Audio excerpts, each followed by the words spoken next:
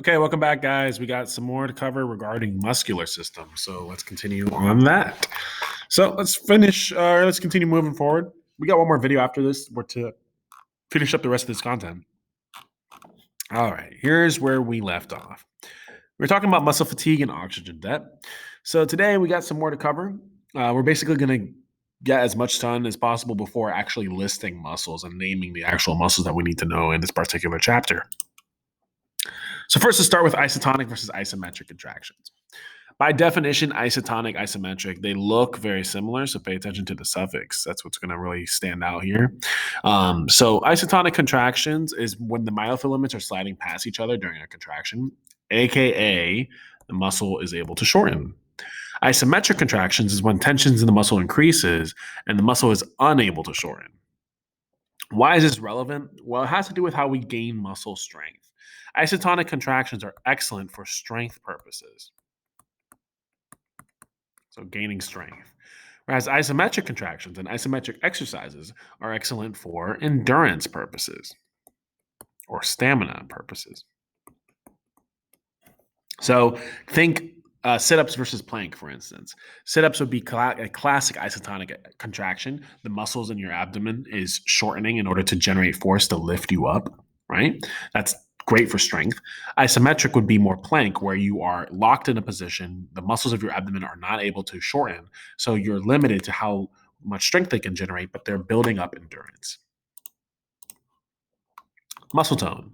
Some fibers are contracted even in a relaxed muscle. Different fibers contract at different times to provide muscle tone. The process of stimulating various fibers is under involuntary control. So, what this is explaining, or what this is elaborating on, is that your muscles, as we mentioned, have a ton of fibers or cells, right? Not every fiber activates when the muscle contracts.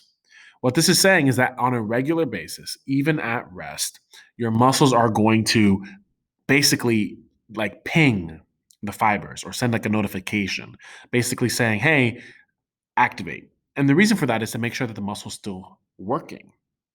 If you don't use your muscles, you start to lose that muscle mass, and it's a process called muscular atrophy. So if you don't do anything, the muscles will get weaker and weaker and weaker. So this is a process to prevent that from happening. Like it says here, though, this is involuntary. This is not something that you should consciously have to think of in order for it to occur. Muscles and body movement. We talked about this in previous videos. We mentioned how every time your muscles, your one of the functions of your muscles is movement, and in order for movement to occur, you need both the muscular system and the skeletal system. Both have to be working together for this to happen, right? So what we observe is that the muscles actually apply force on the bones. Now there are two terms we need to understand in regards to that: the origin and the insertion.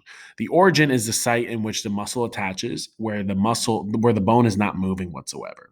The insertion is the site where the muscle attaches that is going to be moving. So for instance, if you're doing this simple motion, right, where you're moving your arm in and out, in and out, that's a very basic motion, but that process explains exactly how muscles act on bones. In this case, your biceps, which we'll learn more about in the next video, is connected to your humerus and your radius, which is the bone found in the forearm. The humerus, when you do this bending motion, the humerus stays perfectly still, not moving. The radius and your forearm is moving, and that's what we see happening here.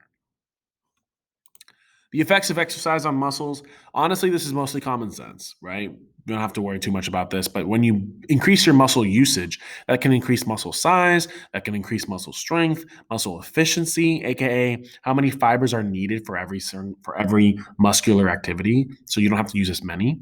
And what's really nice about all this is as you increase all these things, your muscles also become more fatigue resistant, so they don't have to work as hard. And not only that, but they don't suffer from the serious side effects of lactic acid as severely. So you get less tired. So that's pretty nice. Types of ordinary body movement. In regards to this, it has to do with just how we move our body, right? The next slide showcases this a little bit better, in my opinion. But we have flexion versus extension, rotation, abduction, adduction, and circumduction. Here we can see it all in picture format. Here we can see flexion, where you're moving the arms away from the torso. Flexion in the legs would be moving the legs backwards. Here you can see extension. You can also see hyperextension. Hyperextension, there are limits to that, right? You've probably heard of hyperextension for sports purposes. In sports purposes, it's normally a bad thing because that means normally that someone got injured and the arm, the leg, whatever limb is moving in a direction past it should be. We can hyperextend normally. Like, for instance, if you look down here, you can do all these movements with your head. Looking down is flexion, looking back up is extension, and looking all the way up is hyperextension. So you can do all three of those things normally, but too far is obviously a problem that could be harming you. Here we see abduction versus adduction. Abduction is just moving away from the body. So in this case, like moving the legs from the middle of the body. Adduction is moving back towards the middle. And then finally, circumduction is a cone shape. So it's easiest to do that with your arm or your leg because of the joints found in your shoulders and your hips. But it's a cone shape that you can make by rotating your shoulders. Finally, to conclude this video, we have different types of muscles that fall under the skeletal muscles. Now, for our purposes in this class, we are primarily learning the prime movers. Those are the ones we focus most of our time with. These are muscles that are their major responsibility is movement. They're kind of like the all-stars. Antagonists are important too. These are muscles that oppose or reverse a prime mover. So these muscles, their entire job is to do the opposite of what a prime mover just did. That's important. If you have a muscle that lets you do an activity and then you're just stuck like that, that wouldn't be very useful, right? And then finally, there's a reason why we have over 600 muscles in the human body, and a lot of it is because most of them are considered synergists. These are muscles that aid a prime mover in movement and help prevent rotation.